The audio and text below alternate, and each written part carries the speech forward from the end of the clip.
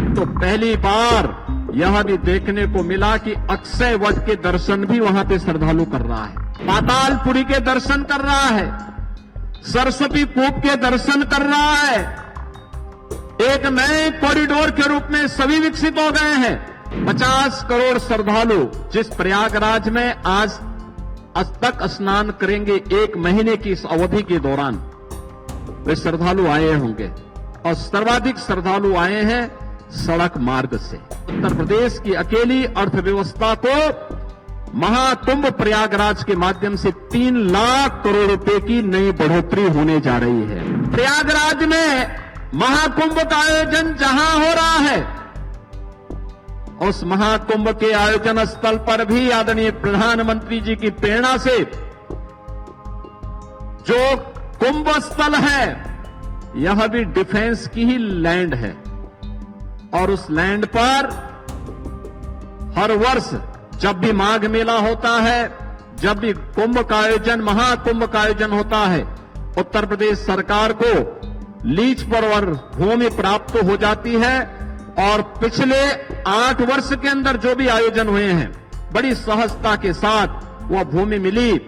और अब तो पहली बार यह भी देखने को मिला कि अक्षय वट के दर्शन भी वहां पे श्रद्धालु कर रहा है, पातालपुरी के दर्शन कर रहा है, सरस्वती कूप के दर्शन कर रहा है। एक नए कॉरिडोर के रूप में सभी विकसित हो गए हैं। याद करिए, स्वतंत्र भारत में 1947 से लेके 2019 तक जहां तक आम जन और श्रद्धालु नहीं पहुंच पाता था, एक डबल इंजन की भारतीय जनता पार्टी की सरकार और आदरणीय रक्षा मंत्री जी के कारण आज वहां पर भी श्रद्धालु पहुंच करके उन सुविधाओं का उपयोग कर पा रहा है। सैकड़ों वर्षों से बनी हुई दबी हुई भावनाओं को, दबी हुई आस्था को एक नया सम्मान प्रयागराज में मिल रहा है। एक तरफ महाकुंभ का आयोजन और दूसरी तरफ वहां के इंफ्रास्ट्रक्चर को लेकर। बहनों और भाइयों, कल्पना करिए 50 करोड़ श्रद्धालु जिस प्रयागराज में आज तक स्नान करेंगे, एक महीने की इस अवधि के दौरान वे श्रद्धालु आए होंगे और सर्वाधिक श्रद्धालु आए हैं सड़क मार्ग से। सड़क मार्ग से वहां पे रेलवे की बेहतरीन सुविधा हुई, सैकड़ों की संख्या में मेरा स्पेशल भी चलाई गई। एयर कनेक्टिविटी के लिए 40 रेगुलर फ्लाइट प्रतिदिन प्रयागराज को देश के अलग अलग कोनों को जोड़ रही है। लेकिन सड़क मार्ग से सर्वाधिक वाहन प्रयागराज पहुंचे हैं और सड़क मार्ग की बेहतरीन कनेक्टिविटी करने का श्रेय अगर किसी को जाता है तो आदरणीय प्रधानमंत्री जी के मार्गदर्शन में आदरणीय नितिन गडकरी जी को। एक एक कार्य को कुंभ के पहले, महाकुंभ के पहले स्वयं आकर के उन्होंने इन सभी परियोजनाओं का रिव्यू किया, युद्ध स्तर पर कार्य को आगे बढ़ाया। परिणाम है कि मौनी अमावस्या के दिन 8 करोड़ श्रद्धालुओं ने पावन संगम में आस्था की डुबकी लगाई और सकुशल निकल भी गए। दुनिया के अंदर कहीं नहीं हो सकता। ये केवल और केवल ये डबल इंजन की सरकार ही इस प्रकार के आयोजन के साथ जुड़ सकती है। और बहनों और भाइयों, आस्था को सम्मान कैसे? आपने देखा होगा, भारत के अंदर 140 करोड़ की आबादी, इसमें 110 करोड़ की आबादी सनातन धर्मावलंबी है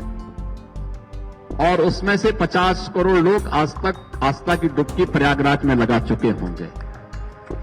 इतना बड़ा आयोजन होना, प्रयागराज को रिंग रोड के रूप में सौगात देना, लखनऊ और रायबरेली प्रयागराज की कनेक्टिविटी को 6 लेन की कनेक्टिविटी के साथ जोड़ना, प्रयागराज के अंदर के सड़कों को फ्लाईओवर के साथ जोड़ना, 2 लेन को 4 लेन को 6 लेन के साथ जोड़ने का कार्य डबल इंजन की भारतीय जनता पार्टी की सरकारों ने किया और राष्ट्रीय राजमार्ग और केंद्रीय राजमार्ग विभाग मंत्रालय को जो भी प्रस्ताव हम लोगों ने महाकुंभ की दृष्टि से भेजे थे, उन सभी प्रस्तावों को आदरणीय गडकरी जी ने एक झटके में स्वीकृत करते हुए महाकुंभ को भव्य और दिव्य बनाने के लिए अपना पूरा योगदान दिया। आज उसका परिणाम है कि प्रतिदिन करोड़ों की संख्या में श्रद्धालु आकर के आस्था की डुबकी आसानी से लगा पा रहा है। मैं इस अवसर पर अपने दोनों यशस्वी नेताओं का एक बार फिर से प्रदेश की राजधानी लखनऊ में हृदय से स्वागत करता हूं और इस अवसर पर मैं आदरणीय गडकरी जी के संज्ञान में इस बात को जरूर लाना चाहूंगा कि इस बार जो स्केल है वहां पर, इसको देखते हुए हमारी कैबिनेट ने भी 22 जनवरी को प्रयागराज में जाकर के सामूहिक रूप से आस्था की डुबकी लगाई थी और तब हम लोगों ने महसूस किया था कि गंगा नदी में शास्त्री ब्रिज के पैरेलल एक नया ब्रिज बनना बहुत आवश्यक है। जो लोड है वहां पे ट्रैफिक का, नैनी में सिग्नेचर ब्रिज, यमुना नदी के ऊपर नैनी में सिग्नेचर ब्रिज के ऊपर एक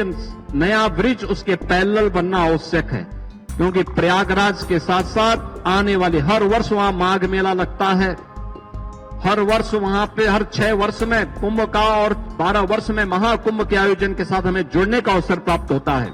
ये सभी आयोजन और इस दृष्टि से हम लोग इन सभी आयोजनों के साथ जो कुछ भी कार्य कर पाते हैं, बहनों और भाइयों, वह यहां पे टूरिज्म को उतना ही गुना आगे बढ़ाता है। ये मान के चलिए, ये जो 50-55 करोड़ लोग उत्तर प्रदेश में महाकुंभ के आयोजन के साथ जुड़ेंगे, ये उत्तर प्रदेश और देश की इकोनॉमी को कितना इसको बूस्ट प्राप्त मिलेगा, इसका अनुमान आप कर सकते हैं। मेरा अनुमान है कि उत्तर प्रदेश की अकेली अर्थव्यवस्था को महाकुंभ प्रयागराज के माध्यम से 3 लाख करोड़ रुपए की नई बढ़ोतरी होने जा रही है। प्रभातखबर.com, विश्वास वही, रफ्तार नहीं।